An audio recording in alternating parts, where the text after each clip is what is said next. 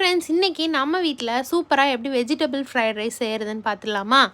எப்போவுமே கடையிலே வாங்கி சாப்பிடாம இந்த மாதிரி வீட்லேயும் ஒரு வாட்டி ட்ரை பண்ணி பாருங்கள். அதுக்கப்புறம் கடையிலே வாங்க மாட்டீங்க.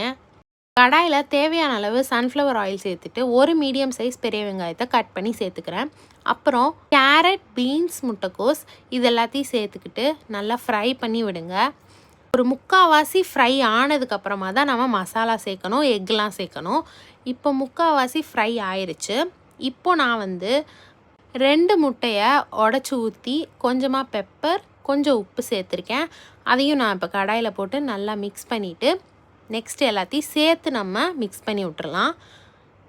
நெக்ஸ்ட்டு நம்ம மசாலா சேர்க்கலாம். இது எல்லாத்தையும் மிக்ஸ் பண்ணதுக்கப்புறமா மசாலா சேர்த்துடலாம்.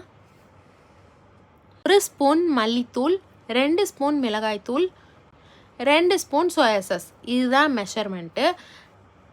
சேர்த்துட்டு எல்லாத்தையும் நல்லா மிக்ஸ் பண்ணிக்கலாம். உங்களுக்கு காரம் அதிகமாக தேவைப்படுது அப்படின்னா காரம் சேர்த்துக்கோங்க.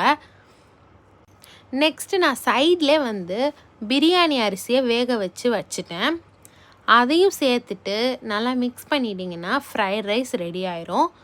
உங்களுக்கு முட்டை இல்லாமையும் சேர்த்துக்கலாம். இந்த மாதிரி கண்டிப்பாக ஒரு வாட்டி ட்ரை பண்ணி பாருங்கள். ரொம்ப டேஸ்டியாக இருந்தது இன்றைக்கி நான் செஞ்சது. பார்க்கும்போதே கலர்ஃபுல்லாகவும் தெரியுது. சின்ன பசங்களுக்கெலாம் இது சர்வ் பண்ணி கொடுத்தீங்கன்னா நல்லா சாப்பிடுவாங்க. வாழை இலையில் இன்றைக்கி ஃப்ரைட் ரைஸ் சர்வ் பண்ணிவிட்டு கூடவே பீன்ஸ், கேரட் பொரியலும் கத்திரிக்காய் குழம்பும் வச்சு சாப்பிட்டேன். நல்லா இருந்தது.